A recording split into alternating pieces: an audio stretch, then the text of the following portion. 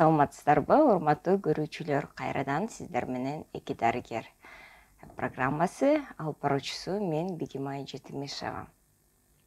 Бүгүнкү биздин коногубуз баарыбыз белгилүү болгондой эле жаш баланы кантип тамактандырабыз, качан тамак беребиз, качан баштайбыз деген бир орчундуу болгон бир суроо бар эл ичинде. Ошондуктан бүгүн биз үй бүлөлүк дарыгер Курманжан Казбековна менен сүйлөшөбүз. Бүгүнкү биздин талкуубуз абдан кызыктуу болот деп ишенем. Анда эмесе келиңиздер. Саламатсызбы? Рахмат, чоң рахмат келгениңизге. Бизге экинчи жолу келгениңиз. Башка региондо жашасаңыз дагы бизге келгенде, Бишкекке келгенде сөзсүз түрдө биз менен байланышып турасыздар да. Башка дарыгерлерге да айтып коеюн. Башка региондордо эгер сиз дарыгер болсоңуздар, бирок Бишкекке иштериңиз менен келип калсаңыздар, сөзсүз түрдө биздин программа менен байланышыңыз, сиздер дагы конокко күтөбүз. Анда өзүңүздү тереңирээк тааныштырып кетсеңиз. Барыңыздарга салам дагы бир жолу. Чакырганыңыздарга сиздерге рахмат. Эмне үчүн мен кайра келип ошол чакырганыңыздарга жок дебейм. Себеби телевидение аркылуу, YouTube каналдар аркылуу биз элибиздин ден соолугуна кам көрүүнү ушундай жакшыртсак болот да. Анан бүгүн өтө актуалдуу теманы тандап атабыз. Бул суроо азыркыга чейин ошол улуу муундагылар менен анан жаш келиндердин ортосунда тирешүүнү талап кылат да. Тирешүү менен ушинтип келе жатабыз. Менин атым Курманжан Казбековна, үй бүлөлүк дарыгермин. Андан сырткары эмчек эмизүү боюнча консультант болууга окуп жатам. Жана балдарды туура кароо боюнча ар түрдүү окууларды окуп аяктаганмын. Бүгүн ошол сиздерге балдарга туура тамак киргизүү боюнча маек курууга келдим. Дегенде биз кыскача айтып коелу. Эмчек эмизүү кайсы убакка чейин, анан кийин кайсы убактан баштап прикорм деп коебуз го, ошону кошо баштасак болот деп мындай. Бул жерде биз 6 айга чейин исключительно грудное вскармливание дейбиз. То есть бул жерде баланы 6 айга чейин эмчек менен гана, эне сүтү менен гана багышыбыз керек. Андан кийин 6 айдан кийин тамакка киргизип баштайбыз. Бирок тамакка киргизүүдө көпчүлүк адамдар тойгозуп, мынтип эт алдырып, арык балдарга өзгөчө эртерээк тамак бер деп айтышат да. Биз тамак киргизүүнүн негизги функциясын билишибиз керек. Ал эми тамак киргизген менен эненин сүтү 1 жашка чейин баланын талабын 100% чейин аткарат. Демек, балага эмчек эмизүү ошол бойдон эле калат. Биз тамак менен тааныштырабыз болгону. Андан кийин уже 1,5 жашка чейин 70%, андан кийин 50%, 2 жашка чейин. 2 жаштан кийин бул эмчек эмизүү өзүнчө бир чоң илим да. Эмчектен чыгаруу дагы мындайча айтканда балага стресс алып келбей тургандай шартта болуусу керек. Мына ошо прикорм кушуп баштаганда азыр мисалы үчүн абдан көп да мындай каша, анан йогурт сыяктуу бир кандай десем, биз жасаган тамак эмес, фирмалардын тамактары бар го. Анан биз ойлойбуз, биз деген ошол атайын жасалган фирмалар жасаган бир тамактарды кошушубуз керек дейт. Башка педиатрлар азыркы сиздер мисалы үчүн айтасыздар, жок, отурган столдон эле акырындап тааныштырса болот депчи. Мындай баштары чаташып калды го дейм элдин. Ошону айтып бериңизчи. Тамак аш киргизүүдө ушул спорный суроолор көп да. Мурда концепциялар бар. Өтө көп концепциялар бар. Бирок негизинен 3 концепция менен иштейбиз да. Бул педиатрический, педагогический, анан самоприкорм деп коет. Акыркы учурда өтө актуалдуу болуп аткан. Педиатрический дегенде бул жерде өлчөмдө кандайдыр бир өлчөмү болот, определенный өлчөмдө, анан сөзсүз ошол даяр тамактардан берилет да. Бул жерде энелер үчүн кыйын эле болот. Анан энелер үчүн кыйын болбойт, тескерисинче жеңил болот, себеби даярды алып келип. Бирок эгерде акча жагынан жетишпеген үй-бүлөлөргө кыйын болот. Анан бул жерде бала негизинен мындайча айтканда эч нерсеге үйрөнбөйт да. Себеби каша менен киргизип башталат, анан баланын колуна эч нерсе бербейт, бала таптаза бойдон мындайча айтканда өз алдынчалыкка үйрөнө албайт. Ал эми педагогический деген типте биз баланы дасторконго олтурабыз жана алдына кичинекей бүртүкчөлөрдү коебуз. И ал жерде бала ошол үй-бүлө мүчөлөрүнүн карап эле бул жерде тамакка кызыгуу деп коет. Тамакка кызыгуусу артып, анан акырындык менен жеп баштайт да. Ал эми самоприкорм дегенде башынан эле баланын өзүнө коебуз. Бала чачат, ойнойт, тепселейт, колдору менен бетине сүртөт, башка нерсе кылат. Бирок аягында барып ошол бала өзүнүн тамак киргизүүдө өзүнүн денесини уга билүүнү, кайсан курсагың ачып атабы, ачпай жатабы, тамак менен таанышып, андан коркпогонду үйрөнөт да. Мисалы улуу муунду сизди бизди ала турган болсок, жакшы тамак турса, курсагың ток болсо деле жанагыдай кыстай беребиз. жегиң келбесе деле кой ушуну жеп коеюн деген нерсе бар да. Бул нерсе бардыгы бул балалыктан келип чыгат да, себеби бизде кандай деп айтышчу. Жакшы тамак калгыча жаман курсак айрылсын, же болбосо сен ушуну жесең жакшы бала болосуң, ушуну жесең мен сага чоңоёсуң, анан сыртка алып чыгам, паркка алып барам деп ушул тамакка зордоо аябай күчтүү болгон да. Ал нерсе бул биздин чоң жашообузда өтө чоң таасирин тийгизип атат. Мисалы, бир аз эле стресс болсоң, сөзсүз тамактан чыгарасың. Бат-бат тамак жеп, аялдар тамак жеп толуп кетишет, Азыр мисалы ожирение деген көп да. Ошонун баары эле негизинен түп тамыры балалыкта жатат да. Биз уже ар түрдүү баягы жаңы нерселерди окуп, билип, анан ушул нерсени айтып атабыз, элдерге жеткиргенге аракет кылып атабыз. Бирок жаңы муундагылар биз менен теңдер уже түшүнүшүп атат да, ушундай экен деп балдарга эркиндик берип атса, мурдагы улуу муундагы адамдар ал нерсени кабыл албай жатат да.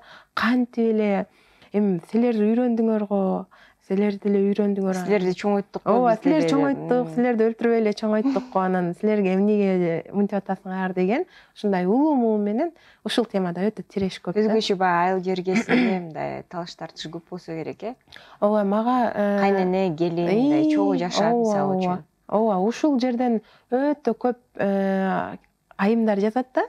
Мен өзүм ошол Instagram баракчамда өтө көп маалымат берем. Анан көп келиндер жазат: Курманжан эже, биз сиздин айтканыңызды аткарайлы десек, кайненем болбой жатат, чачат, бейбаш болуп калат балаң, баланы башынан башташ керек деп ушундай деп ойлошот. Дрессировать этиш керек башынан деп. Башынан ошол тартипке үйрөтүш керек депчи. Анан дагы бир нерсе, аз берип атасың, же болбосо 2 айлыгынан баштап баягы куйрук сордуруп койгон, оозуна бал салып койгон, ушул нерселер дагы айыл жергесинде өтө көп кездешет да. Өзгөчө ошол кайнене кайната менен турганда, улуу адамдар менен турганда эч нерсе болбойт, май жеш керек деген нерсе. Ушул нерселерди биз эми жаңы нерсени кабыл алып үйрөнүшүбүз керек. Айтыңызчы, мисалы үчүн эненин сүтү жетишпей атат, тойбой атат бала. Анан кийин мисалы үчүн айлыгы 4 ай, 5 ай болуптур. Смесь, сырттан смесь кошуп да берсек кандай болот? Кандай деңгээлде туура? Ушул суроо көп келет. Анан мен дайыма сурайм да, балаңыз тойбой жатканын кантип билип атасыз депчи. Балаңызды мисалы үчүн ыйлап атат. Ооба, ушундай жооп беришет. Балам ыйлап жатат, колумдан түшпөй коюп жатат, ыйлап эле ошентип атат, анан курсагы тойбой жатат да, демек деген ой келет да. Чындыгында Кудай бизди ушундай жараткан, биздин балабызга биздин сүтүбүз 100% жетет. Анан кээ бирки айымдарда Мисалы үчүн ненеси арык, анан кийин араң эле турат депчи, ушундай бир. Ошондой дагы бир түшүнүк бар да. Мындай здоровый аялдардын сүтү жакшы болот, анан арык болсоң кантип багасың деген. Бул туура эмес түшүнүк, бул миф. Эмчек эмизүү үчүн же болбосо сүт жакшы болуш үчүн сиздин фигураңыз эч кандай ролу жок бул жерде. Негизинен энелерге колдоо керек. Эмне үчүн сүтү аз болгондой сезиле берет? Себеби бизде жаңыдан төрөгөн келин келип туруп эле роддомдон келип үйдөгү жумуштарды кылып баштайт. Ал эми уйкусу жакшы болбогондо, демек сүт дагы, сүттү иштетүүчү гормондор иштебейт дагы, сүт аз чыгып баштайт. Мындайча айтканда сүт чыга берет, ал аял стрессте болгондуктан анын бөлүнүп чыгуусу кыйын болот да. Анан экинчи нерсе, көпчүлүк айымдар мындай интуитивно эми ушинтип эмизет да деп туруп эмизише берет да. Карасаң туура эмес эмизип аткан болот. Ошол эгерде баланы туура эмизе ала турган болсо, сүт ар биринде жакшы чыгат. Анан аялдын жалпы абалы, психологиялык абалы дагы өтө маанилүү. Аял эс алышы керек, укташы керек, жакшы настроенияда болушу керек, мээрим төгүп. Мисалы, илгеркилер карасаңыз, балаңды карап мээрим төгүп эмиз дейт да. Бул просто окситоциндик рефлекс. То есть баланы карап мээримиң төгүлгөндө, ошол рефлекс иштейт дагы, сүт көбүрөөк бөлүнүп чыгат. Азыр кандай болуп калды? Азыр деген баланы эмчекке жаткырып алып телефон чукушат, же болбосо телевизор көрүшөт, же болбосо башка нерсени ойлойт. Себеби азыр заман ушундай болуп калды да. Жанагы онлайн курс бир нерсе, SMM дегендер көбөйүп кетти. Үйдө отуруп акча таап дегендерчи. Бул баардык коомго таасир берет дагы. Энелер баланы эмизет, бирок колу телефондо да. Же болбосо телевизордо, же болбосо ою башка жакта. Ошол нерсени да эске алыш керек. Бул жерде сүтүм аз дегендерге мен дайыма айтам, кантип билип атасыз? Анан жооп келет, ыйлап жатат. Бала ыйлап жатканы бул анын курсагы тойбой жатат деген түшүндүрбөйт. Баланын тойбой жатканын биз салмагы аркылуу билебиз. Эгерде бала алгачкы төрөлгөн 3 айына чейин жок дегенде минимально 600 грамм кошуш керек. Эгерде ушул салмакты кошпой жаткан болсо, демек чын эле бала тойбой жатат. Анда дароо эле чуркап барып смести алып келип кошуунун кереги жок. Бул жерде туура жаткыруу боюнча иштеш керек. Балким туура эмес эмизип аткандыр. Балким баланын оозунда короткий уздечка бар, бала өзү жакшы эме албай жаткандыр. Балким дагы кандайдыр бир себептер бардыр. Бул жерде комплекс ошону текшериш керек, Ооба. Педиатр деген кандай эмизип атасың деп контроль кылыш керек. Педиатр эмес, тагыраак үй бүлөлүк дарыгерлер ошол поликлиникага келгенде ошентип эмизебиз. Анан үй бүлөлүк медсестралар барып үйлөрүнө чейин көргөзүп келет да. Бирок бизде Кыргызстанда эмчек эмизүү боюнча теориялык жактан көп айтканыбыз менен практикалык жакта аксоолор бар да. Теория боюнча мындай эмизишиң керек, мындай деп айтып коебуз. Ошого байланыштуу азыр мен Россиялык новый уровень деген атайы мектеп бар. Ошол жерде эмчек эмизүү боюнча консультант болуучу чоң окуу бар экен. Ошол жерге атайы окуп атам да. Себеби бул нерсени биз терең жайылткан болсок, мындай келечекте аябай дени сак, психоэмоционалдык жактан туруктуу балдарды өстүрсө болот да. Себеби эмчек эмизүүдү биз жөн эле тамак берүү деп ойлойбуз. Чындыгында бул эмоционалдык, психологиялык жактан өтө эне менен баланын ортосунда тыгыз байланыш. Мына айтыңызчы, биз ошол эле сүйлөштүк, 6 айдан кийин прикорм кошула берет. Кашадан башташ керекпи же мындай эне кантип түшүнөт, кайсы тамакты беребиз деп? Жана биринчи суроого толук жооп бербей калдым. Анан сүтүм аз дедик да. Сүтүм аз дегенде эмчекти дароо смесь кошпой биз саап беришибиз керек. Саап туруп кошумча балага бериш керек. Анан динамиканы көрүш керек. Эгерде ошондо дагы болбосо, анда дарыгердин кеңеши менен смесь кошконго уруксат берилет да. Анан көпчүлүгү ойлошот, ой, смесь кымбат экен, эми бала почти 4 айлык болуп калды. 5 айлык болуп калды. Эмне кыласың смести там 500 сомго сатып алып? Мына уй турат, уйдун сүтүнөн бер. Койдун сүтүнөн бер деп айтышат да.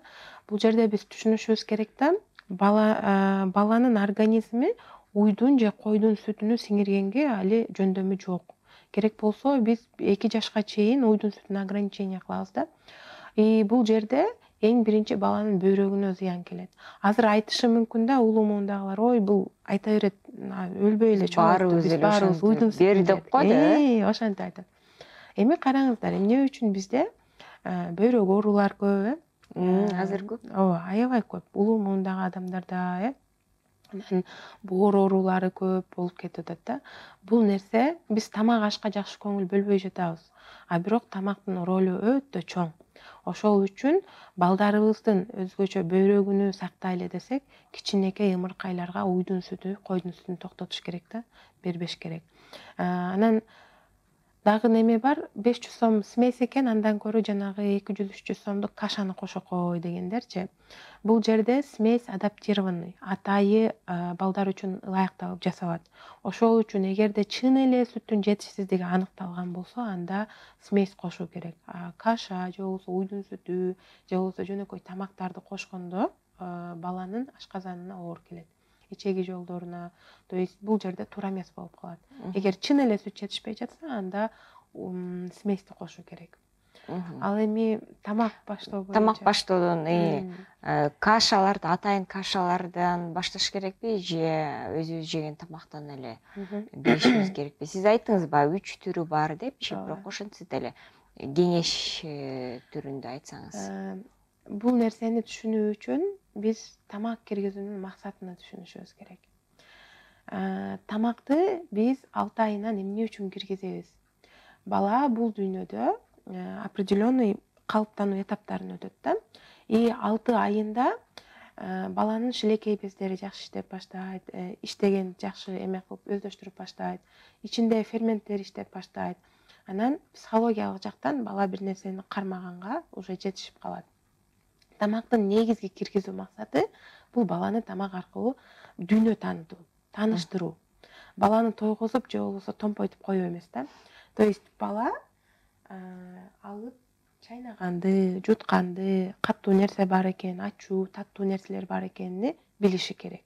Ошол үчүн бул жерде мен дайыма айтам, айырмасы жок эмнеден баштайсыз. То есть бул жерде көпчүлүк энелер жанагы атайы кашаларды алып келип даярдап, ошону эле бере берет да, пока каша депчи. Баланын убактысы кетип атат. Баланын убактысын өткөрбөй, биз көбүрөөк нерселер менен тааныштырганга аракет кылышыбыз керек. Көбүрөөк нерселер менен тааныштырып, анан баланы мындайча айтканда эркиндик бериш керек да. Себеби бала кашыкты кармаганда колу иштейт, сигнал кетет, бала мынтип кармап көрөт, денесине кылып көрөт, суук, муздак деген нерсени түшүнөт. Ошо бетине шыбайт, башына шуп чыгышат го. Ошентип чыгышат. Бул нормалдуу этап. Просто биз аны баягы билбеген үчүн мынте берсе бейбаш болуп калат дейбиз да. Жок, бул тамакты чачкандан эле эртеге чоңойгондо бала эч качан башына сүртүп жебейт. Бала тескерисинче ошентип атып түшүнөт. Значит, вот функциясы ушул экен деп туруп, анан уже 1 жашта самостоятельный татынакай кашыкты кармап, аккуратно жеген бала чыгат. Мисалы мен кээ бирки балдарды көрөм да, 2-3 жашында деле тамак жедирип кой деп мынтип отурат, анан апасы алып жедирет да. Бул жерде баланын самооценкасы дагы жатат да. Эми элестетиңиз, жанындагы балдар бүт самоприкорм менен жей алышат, тиги бала өмүрүндө кашык кармап көргөн эмес да. Садикке барды, кашыкты кармай албайт, оозуна алып келе албайт, төгөт, чачат. Анан эмне болот? Жанагы каалайбызбы, садиктеги айымдар урушуп баштайт да. Карачы, могуну карачы деп салыштырып баштайт. Анан уже баланын самооценкасы төмөндөп баштайт. Эмнеге бул жей алат, мен жей албаймын деп. То есть пока баланы чоңоюп коомго аралаштырганча, үйүбүздү чачса деле, тамактарды төксө деле, ал үйрөнөт. Негизги нерсеси бала үйрөнүш керек да. Ошол үчүн мен сунуштайт элем, балага мүмкүн болушунча эркиндик бериш керек. Эркиндик берип, анан тамактарды айырмасы жок, эмнеден бересиздер. Болгону аллерген деген категория бар, ошолорду гана этияттык менен киргизебиз. Бирок тамакка болгон аллергия өтө деле көп кездешпейт. Ал эми калган нерселерди биз бере берсек болот. Бирок могу таттууларды бербеш керек деп айтат го, мисалы үчүн. Ошол жөнүндө көз карашыңыз. Эң туура кеңеш таттууларды, печенье, конфет же шоколад. Бизде көбүнчө жана печеньени чайнап берип кой деген дагы сөз бар да. Печенье чайга малып берип кой деп ушинтишет да. Анан мисалы биз айтып атпаймынбы, өнүккөн өлкөлөрдө атайы, эми бизде да чыгып атат, эксперттер бар да. Сахар кайсыл жерде жашынып турат, анын составы эмне, ар бир продуктун анализ кылып чыгышат да. Бизде мына шоколад болсо деле берише берет. Анан мен практикамда бир эме болгон, 2 айлык балага шоколад бериптир да. Анан неге шоколад бересиз, болбойт да десем, эми балдарга шоколад бериш керек да, булар таттууну жакшы көрөт деп. Жана апасы эч нерседен мындай, ну это же нормально дегендей реакция кылат. Анан бул дагы баягы информациянын жоктугунан да. Эң биринчиден балдарга бул не кариес ооруларына. То есть именно кариес таттуу чөйрөдө жакшы өсөт. Пайда боло элек тишинде мисалы үчүн Пайда жок, тиштер чыгып калат да, 6 айында көбүнчө чыгып калат. Ал эми чыга элек болсо, балага адат болуп калат ошол нерсечи. Дайыма таттууну талап кыла берет дагы. И барып, эгерде ошол жерде контроль жок боло турган болсо, бул фактор риска. То есть кант диабетине алып келиши мүмкүн, семирип кетүүгө алып келиши мүмкүн. То есть кант боюнча бул отдельный бир чоң тема айтса болот да, себеби ал бирок кыскасы кереги жок, бербеш керек. Кыскасы балдарга кереги жок. Үйрөтпөш керек. Ал үчүн өзүбүздөн башташыбыз керек. Мисалы, сиз шоколадты жеп олтурсаңыз, 1,5 жашар балаңыз истерика кылып жерге жатып болсо дагы аны алат да. Эң биринчи баланы тарбиялаш үчүн биз өзүбүзгө көңүл бөлүшүбүз керек. Сиз сахарды жеп олтурсаңыз, үлгү болушубуз керек. Балага жок, сага болбойт десеңиз, ошентип көрсөңүз, болбойт да. Ошол үчүн эң биринчи баламды туура тамактандырам десеңиз, өзүңүз туура тамактанып башташыңыз керек. Өзүңүз кола ичип олтурсаңыз, балаңызга бере албай койбойсуз. Өзүңүз шаурма жесеңиз, балага деле бериш керек да. Ошол үчүн өзүбүздөн башташыбыз керек. Мына биздин коомдо абдан мындай популярный деп коеюн, баттар мисалы үчүн чоңдор американский БАДы деп Аппетит ачат. Түрү аябай көп. Анан кийин жаш балдарда аппетити жок, азыр жакшы тамак жебей атат. Берип коеюнчу аппетити пайда болсун деген бир түшүнүк бар да эл ичинде. Ооба. Өтө көп айымдар келип, же баягы көп ооруп атат, иммунитетин көтөрүп коеюн деген бир эки сөз. Ооба. Көп айымдар, ар бир экинчи айым келип, аппетити жок, аппетитин ача турган витамин жазып бериң. Же болбосо мына компанияда мындай витамин бар экен, анан аппетитин ачат экен деп айтат да. Анан тамакты кантип киргиздиң эле десең, зордоп атып, кыйнап атып берем, мынтем, тинтем деп айтышат да. Бул жерде биз бир нерсени түшүнүшүбүз керек да. Мисалы, сизди бирөө кыйнап, оозуңузга тамак салып атса, кандай ощущение болот? Жакпайт да турбайбы? Жегиңиз келбей жатса, анан ошол Оготор жегиң келбейт. түкүрүп, сен өзүң границаңды, мындай чек араңды коргойсуң да. Анан ошол жерге бала кайра баргысы келбей калат. Мисалы, сиз жаман ощущение, жаман эмоция алган жерден баргыңыз келбей калат. Ушул жерде маселе жатат да. Энелер тамакты туура эмес киргизет, пока 6-7 айында баланы зордоп берсе болот. 1 жашына чейин зордоп, урушуп атып, оозуна тыгып берсе болот, айла жоктон жеп коюшат да. А уже бала чоңоет. И дасторкондун чети, тамак аш бала үчүн эмоционалдык жактан өтө негативдүү чөйрөгө айланат. Ошол үчүн бала тамактан качып баштайт. Ошол үчүн айтылам, дайыма айтам, зордоо болбош керек тамага. Дайыма ошол консультацияга келгендерден деле сурасаң, кантип тамак бересиң десем, келип туруп же деп урушам, урушпаганга аракет кылам дейт. Бирок 2-3 балам менен кыйналып кеткенде урушам дейт. Жебесең, мындай, эмне үчүн урушасыз десем, жебесем өспөй калат, ооруп калат деп. Бул жерде көбүрөөк эненин дагы баягы эмоционалдык состояниясы да. Себеби эненин бул жагында балам тамак жебесе ооруп калат, өспөй калат, бою кичинерип кетет деген түшүнүк болгон үчүн эне канчалык өзү тыштыздана берет го, ошондо балага өтөт дагы. Же болбосо тамак жегенде ошол столдун четинде кээ бирки үй бүлөлөр бар, уруша кетишет. Себеби баягы столдун четинде бири-бирин көрөт, анан уруша кетет. Же болбосо тамак жегенде кандайдыр бир негативный окуялар болгондо балага түздөн-түз таасир берет да. Ошол үчүн эң биринчи балага туура тамак киргизүү керек. бала менен тамактын мамилесини туура кылуу керек. Бала тамакты позитивный кабыл алыш керек. Зордоо эмес, кааласам жейм, кааласам жебейм деген. Анан көбүнчө балдар уже чоңойгондо ары бери басып туруп бир жерден баягы өзү каалаган нерселер бир аз жеп анан дасторконго келгенде жебей коет дагы. А эне дасторкондогусун гана көрөт дагы. Кайрадан эле эме болуп баштайт да. Зордоп баштайт, кыйналып баштайт, эне өзү тынчсызданып баштайт.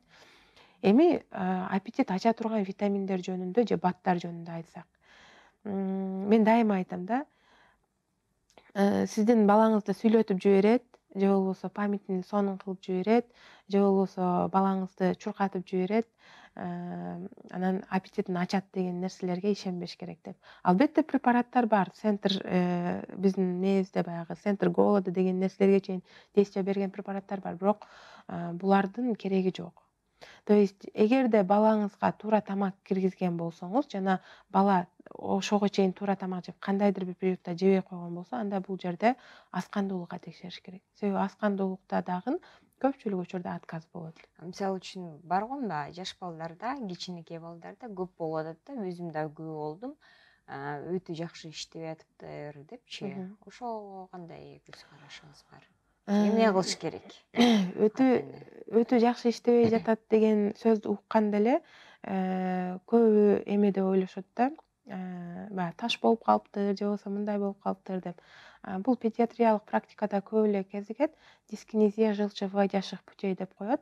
Жана бул жерде дарыгерге барып дарылоо керек. Көпчүлүк учурда мен ушул нерсе 2 жолу практикамда болгон.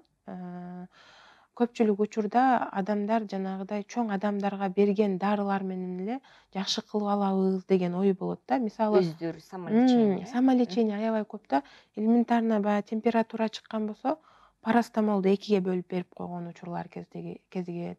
Эң коркунучтуу жери кичинекей балдарга аспирин берген кезигет да. Бул балким мына шаар жеринде иштеген педиатрлар үчүн ой жок болушу мүмкүн, бирок периферияда көрүп атабыз, билип атабыз, угуп атабыз, өзүбүздүн деле практикабызда кезигип атат да.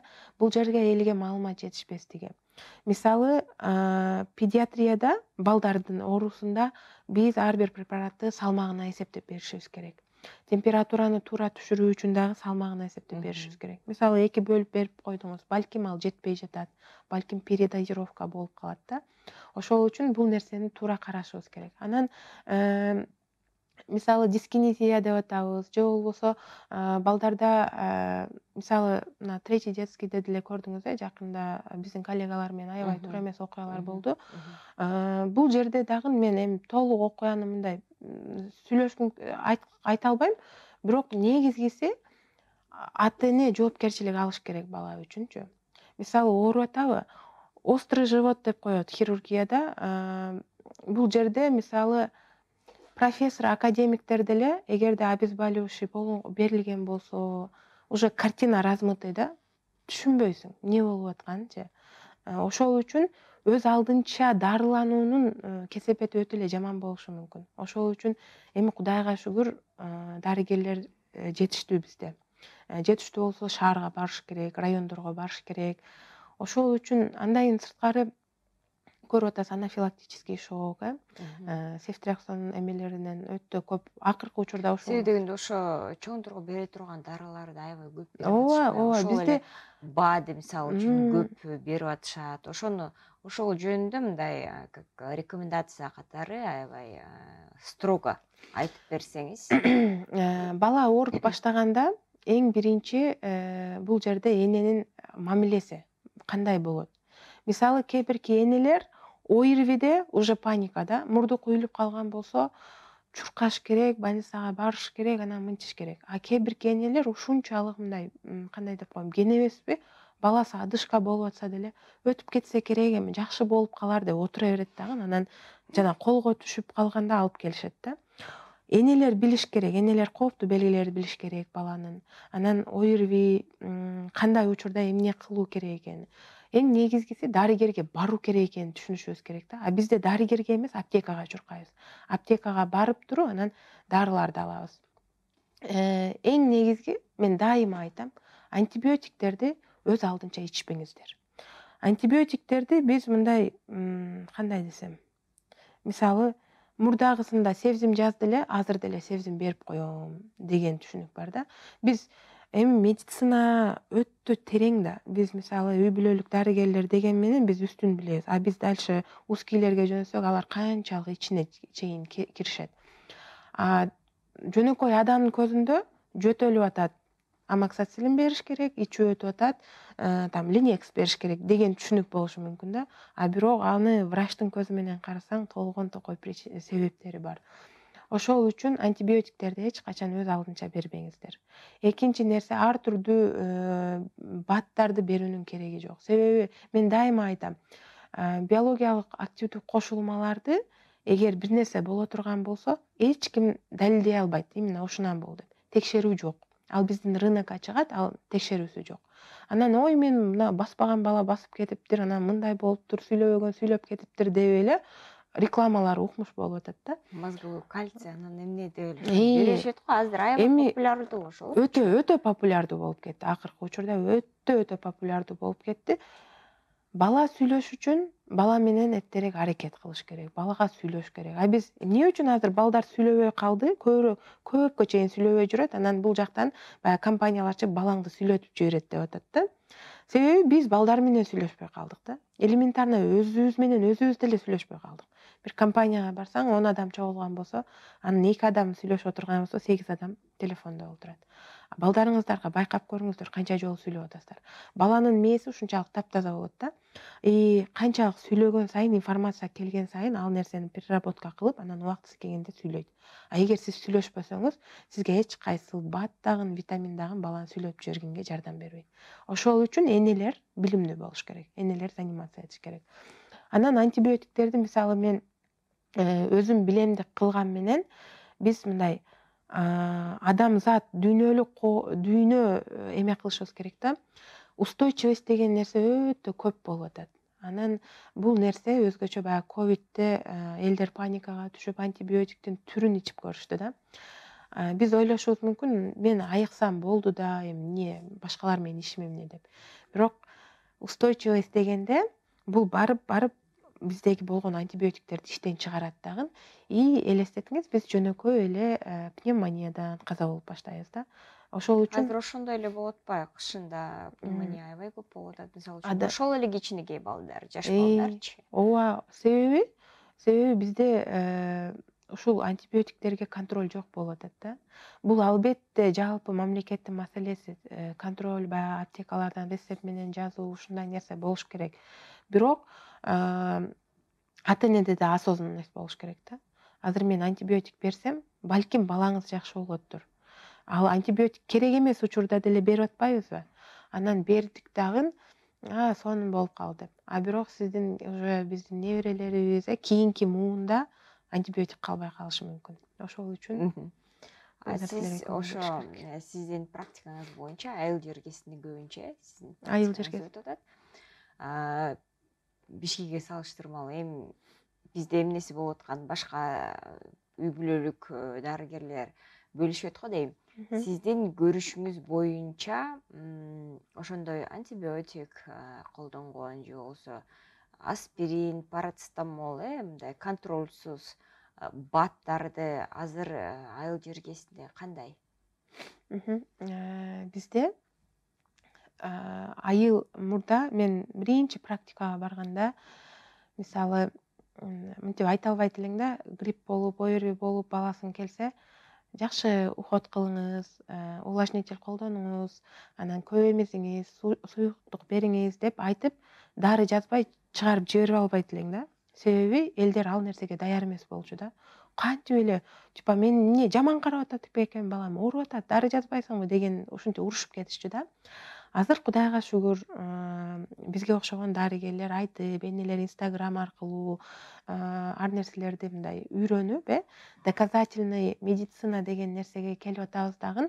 Анан ошол врачтардын пока дары жазбай турайын, жакшы эле экен, үйүңө барып увлажнитель колдон, мындай кыл, бул ОРВИде мынча 5 күндө өтүп кетет, температураны мынтип түшүр деп түшүндүрүп жөнөтсөң, мисалы жөн эле кабинетиңден ибуфен жазып койсоң азыр, түшүнүшөт да. А мурда ушул нерсени айтсаң, сен өтө жаман врачсың, жаш экенсиң, эч нерсени билбейт экенсиң деп жаныңдагы коллегаңа, улуураак коллегаңа кирип, толтура дарылар жаздырып, анан довольно чыгып кетишчү да. Азыр кыйла жакшы, айыл жергесинде дагы. Бирок мен ушул нерсени айткым келет. Айыл шаар деп мурда көп бөлчүмүн. Азыр бөлбөй деле калдым да. Себеби мен Instagram аркылуу курска келгенде айыл жергесинен өтө көп айымдар окуп атат. Бул мени аябай кубандырат да. Анан ошол айыл жергесинде көп окуп, илимдүү болушуп атат. Бирок баягы эле биздин менталитет менен өзү билет эмне кылыш керек экенин, дары керек эмес. Баягы эле кайнене менен тирешип калып атат да. Балаң ооруп атат, бер дары десе, жок, эне или апа, бул болбойт. Пока өзү өтүп кетет десе, кантип өзү өтүп кетет деп эле болбой эле дагы эле жанагы дарылар берип атат да. Ошол үчүн мен улуу муундагы айымдарга кайрылып кетет элем, кайненелерге, апаларыбызга. Албетте сиздер бизди өстүрдүңүздөр. Чоң рахмат. Жакшы өстүк, эми жашоо үчүн рахмат дегендей. Бирок азыр заман өзгөрдү. Жаңы изилдөөлөр болуп атат. Бул нерсени кабыл алышыбыз керек. Мисалы, менин 80ден өткөн тайынем бар. Анан балаңа бер, менин сиңдилерим келсе, балаңа мынаны бер, бешикке бөлө, мындай кыл деп айта берет да. Анан менин сиңдилерим айтат, Курманжан эжем ушундай деди, сабактарды өтүп атат экен, ходунок болбойт экен, тамакты мындай кошушубуз керек экен десе, анан Курманжан окуп кептир да. Азамат, ошондой кылыш керекпи? Мен силердин апаңарды, биздин тайнебиз да, апаларыңарды билбей ходунокко да салдым, 4 айынан тамак бердим, мындай кылдым. Ошол аял 80ден өткөн жаңы нерсени кабыл алып атат да. Менин тайнемчи, мен аябай гибкий да. Ошондой бекен, анда өзүңөр каалагандай баккыла, өзүңөр үйрөнгөндөй, билгендей баккыла деп айтат да.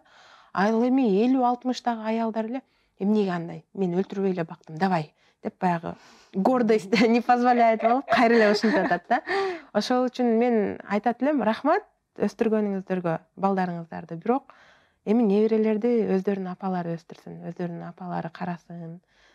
Позвольте им, уруксат бериңиздер демекчимин да. Анда программабыздын аягында сиздин рекомендацияларыңызды мындай иретке келтирип, биринчи, экинчи деп айтып берсеңиз. Тамак боюнча. Тамак боюнча качан кошуш керек деп ошол жөнүндө. Негизи башында тамак болчу, азыр аябай көп темаларды козгодук. Мен айта берсем, мен түз эфирлеримде чыгып алып айта берем ар нерсени. Бирок эфирдин өлчөмү бар дегендей. Тамак кошкондо сөзсүз 6 айдан кийин кошуңуздар. 6 айдан кийин атайы кашаларды алып, же болбосо жанагы 4+ экен, 4+ деп турат, демек 4 айдан берсе болот экен деп кашаларды алып келип балага кошуунун кереги жок. 6 айдан кийин деле үлгүрөсүздөр. Анан өзүңүздөр жеген тамактан акырындык менен тааныштырып баштаса болот. Таттууларды бергендин кереги жок. Уйдун сүтүнү мүмкүн болушунча кийинчерээк, мындай даам таттырса болот, бирок дайыма бере берген болбойт. Дайыма тамак катары жок дегенде 1 жашка чейин бербей туруу керек. 1 жаштан кийин бир аздан, анан 2 жаштан кийин. Бул аскандуулукка дагы себеп болот да. Анан кийинки нерсе кара чай боюнча. Өзгөчө биз жакта, мен түштүк тараптан болом. Ушул шашлык жесең деле кара чай, самсы жесең деле кара чай да. Тамактын негизи чай. Тамактан кийин чай да, сөзсүз. Анын составында танин деген зат бар. Бул биздин организмде минералдарды, өзгөчө железаны, темирди сиңдирбейт. Ошол үчүн жаш балдарга мен аябай таң калам, баягы бутылкага атайы чайды берип, анан кантты салып берип коет да. Бул дагы туура эмес. Балага таза суу бериңиздер. Кайнатылган чийки сууну берсе болот. Анан муздак суу боюнча да көп суралат да, муздак суу берсе болот деп. Балага муздак суу берсе болот. Тамагы ооруп калбайт. Албетте холодильниктен алып туруп сразу бергенге кереги жок. Комнатный температурадагы сууну берсе болот. Бизде көпчүлүгү жылуу кылып беришет да. Бул туура эмес. То есть чийки сууну комнатадан алып туруп берсеңиздер болот. Андан кийинки нерсе, баланын насилие болбош керек. То есть тамак жегенде аны зордобоңуздар, кыйнабаңыздар. Андан кийинки нерсе, тамак менен болгон мамилесини оңдогонго, түзгөнгө жардам бериш керек.